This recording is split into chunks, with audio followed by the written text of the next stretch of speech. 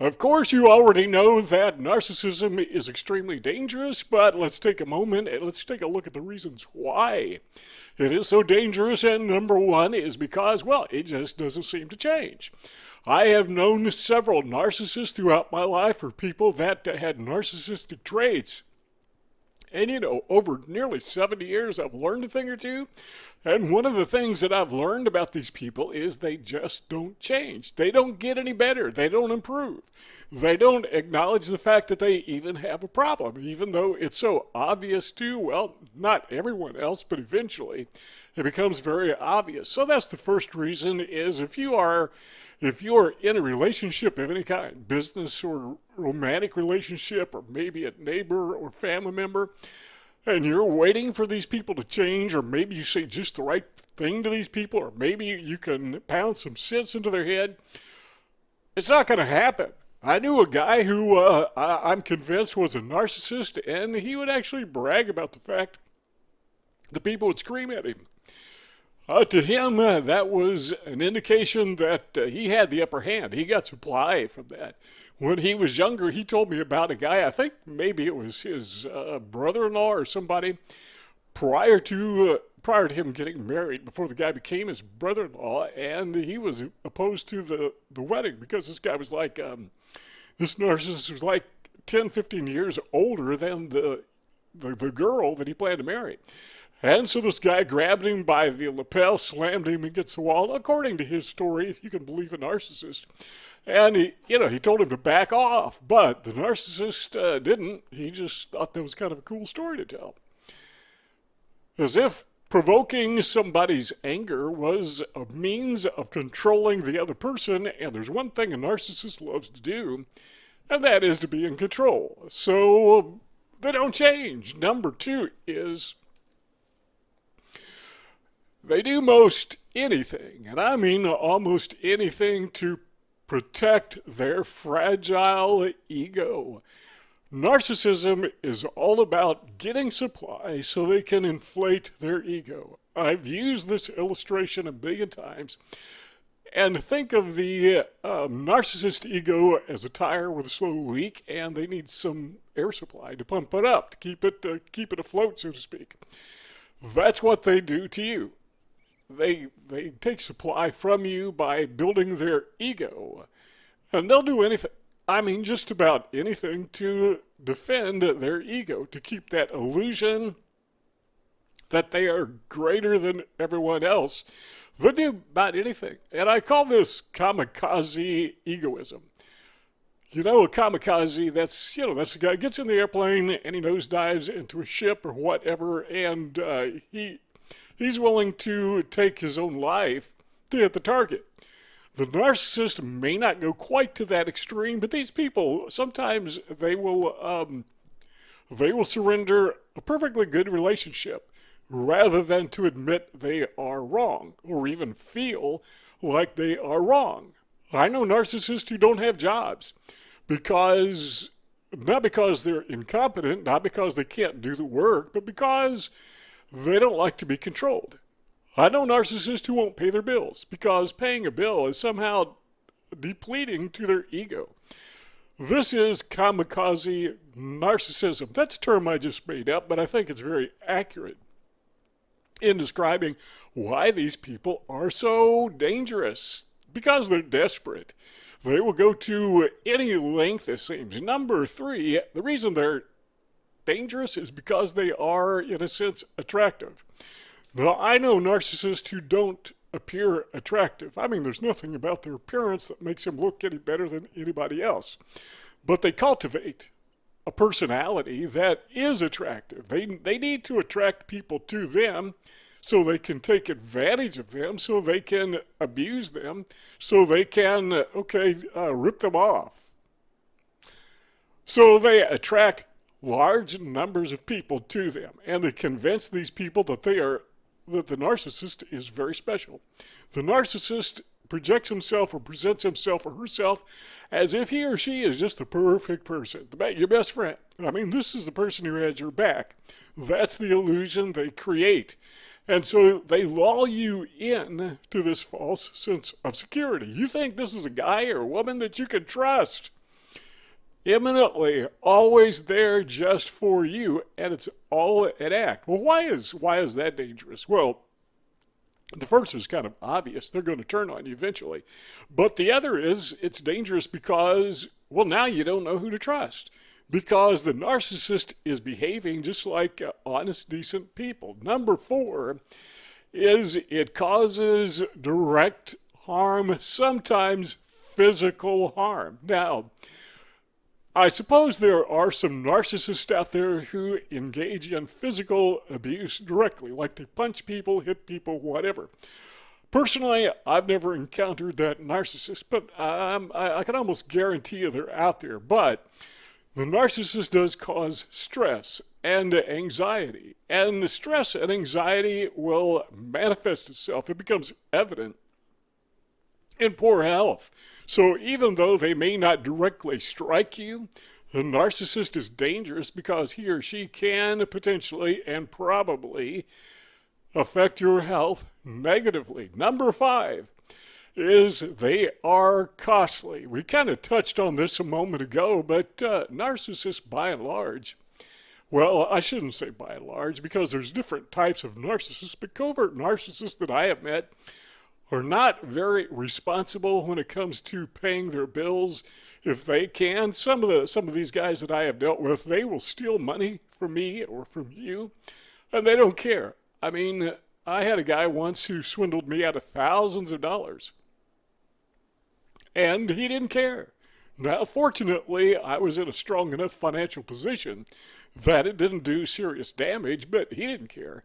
I could have been flat broke, and this guy would have left me with thousands of dollars of bills that I couldn't cover. Well, it turns out that I lost some money, but I was able to keep on going, but he didn't know that. He didn't care. If I had been somebody who's flat broke and I had to spend the next 10, 20 years trying to catch up on what he had stole from me, the bills that he left behind, I don't know what I would have done. And he's probably out there doing that to other people even as we speak. These people don't like to pay their bills. We talked about that earlier, but some of them don't like to pay their bills because that is, it's kind of like surrender, It is silly. I mean, it is nonsensical to normal people.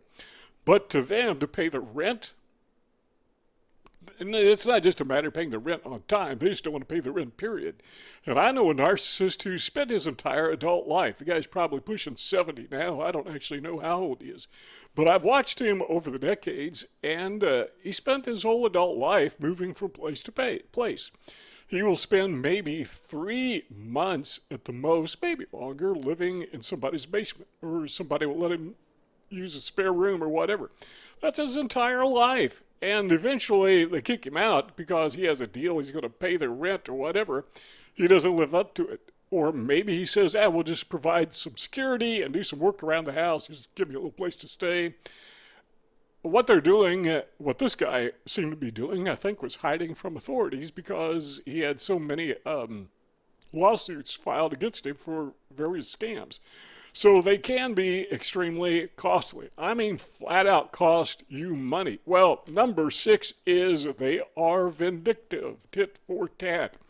If you offend a narcissist, now listen to me. If you offend a narcissist, even if it's unintended, or even if there is no offense, but the narcissist feels slighted, nothing intended whatsoever, but the narcissist just simply feels slighted, he or she very likely will seek to get revenge. Why is that? Well, because they have to be on top of the world. Nobody slights them ever and gets away with it. They are the savvy ones who slight other people, but nobody dares come close to them. At least that's the way they think. So they're dangerous because they are after you to get retribution for something that you didn't even do. These people are or can be dangerous. Talking about a covert narcissist. Number 7, they're dangerous because often they don't leave a trail. They tend to be very good, at least the ones that I've known, at covering their tracks. So you don't know anything about their past. They pretend to be somebody that they're not. Now, if you look, and most people don't look, but if you look, you will find the narcissist has hurt a lot of people over their lives. And sometimes you can find that in court records, court documents. Now stop and think about all the friends that you have in your life at this very moment. What do you know about their criminal history? Probably nothing. I mean, how many people actually, you can name their names, people that you know, maybe casually know at work or whatever, or neighbors, maybe people you know very well, good friends. Have you ever stopped and checked their background with the court documents? Or with public records, rather? Probably not, because, it's so unlikely for this person, because you know them, to have a court record or public records that are derogatory. You don't even bother to do that. I know I don't bother to do it. I don't mistrust everybody, and the narcissist understands that. He or she knows you're probably not going to look into his or her background because, well, after all, they're putting on this act that they come across as perfectly decent, good people. Why would you check my background? So they are relying on you, and this is what we all do. They are relying on you not to check them out, so they leave no trail. Number 8 is this. They hide in plain sight, or they are hidden. They wear camouflage, so to speak. As we've said in other videos, we think of covert narcissists as actors who have on a mask or have on stage makeup, and they have on the wig and they have on the costume, and they go out on the world stage and they pretend to be somebody that they are not, and they're really good actors. They're very convincing. Virtually every narcissist who has scammed me one way or the other, without exception, I believed them. I believe that false reality that they presented to me, and I've noticed that other people believe them too. They're really, really good at this. So they mix in with everybody else, and how do you know? I mean, you can't suspect everybody of being a narcissist. How are you possibly going to pick out the individual? There are some telltale signs, by the way. I did a video on that. But how are you going to pick out this person? Because there's nothing that indicates this is the guy who is the narcissist. What do you want to do? You want to spend your whole life fretting over every person that you ever encounter as being a narcissist who's out to take advantage of you? Probably not, and the narcissist knows that. So he or she hides in plain sight. They just pretend to be normal people, typical people like everyone else. But they're not. Number 9 is this is what I call toxic overload. They like to create a group around them. This is a little bit difficult to explain, but it's not difficult to understand. The best way I think I can explain this is I knew a narcissist once who had a blog, which I don't think anybody read it except for maybe me and one or two of his family members, but I was looking at his blog one day, and he mentioned that he had what he called, I think he called it a jewel box. Not literally, but metaphorically. And he said that there were some people in his life who were his jewels, his, people he really valued. Well, that sounds warm and fuzzy to me. I kind of like that. But then I got to thinking about it. These are people that he is collecting to rip off. I think at one time I was in his jewel box. Now, these are not people that he esteems with high favor because they're good people, but I think these are people that he thinks I can take advantage of in the future. So he keeps them kind of like a farmer keeps cattle. And he's going to eventually slaughter them and butcher them. Hope I don't get kicked off YouTube for saying that. Things like slaughter, that doesn't go over very well, but that's what they do by the way to cows. Unpleasant thought. Now, another unpleasant thought is, metaphorically, that is what the narcissist will do to people who are in their jewel box. Now, coincidentally, I was watching another video, somebody who was talking about this very thing, and that person used a different term. Rather than jewel box, this person said that a narcissist, speaking of a male narcissist, would keep what they called a harem. So this male narcissist had a group of women under his influence. I can't imagine that. I don't think I've ever had a single woman under my influence, but these guys, I guess, are good at it. And so these are women that they keep on the side, keep a good friendship with that they can rip off. They're there for the express purpose of scamming. It's their harem, or it's their jewel box, or it's their chicken coop.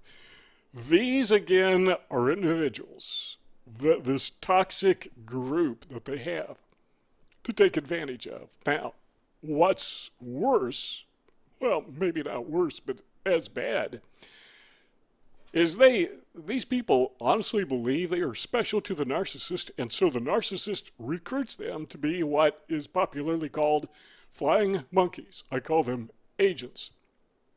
I think that's a more appropriate term. But the narcissist will convince the people in their jewel box or harem or whatever it is, their chicken coop, and they will convince these people that you are the bad guy. And they will send out these flying monkeys, these sub-narcissists, narcissists by proxy, to spread hateful rumors about you. That kind of sounds like a smear campaign, doesn't it? That's how these people work, and that's why they are so absolutely dangerous. And number 10 is because whatever you expose about them, which, by the way, something that I try not to do, is to expose specific individual narcissists because they love it. You're actually playing into their hand. You are giving them a sense of significance. You're boosting their egos by making them feel that they are worthy to be opposed. They're a worthy opposition. They're actually not. The best thing you can do, the best way to defeat a narcissist, in my opinion, is ignore them. That's the one thing they hate the most. They don't like to be irrelative. They want to feel important. But if you do take the path where you are going to fight with the narcissist, and again, I think that's silly. My opinion would be, don't bother. It's just, you're just helping them. But if you do, you're going to find that whatever you come up with, and you tell them the truth. I mean, you tell people the absolute positive truth.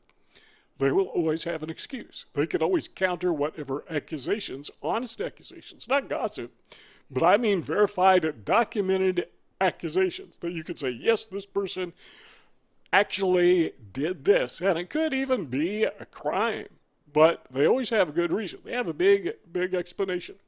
They can always, this is, you just don't understand what's going on here. Let me explain it.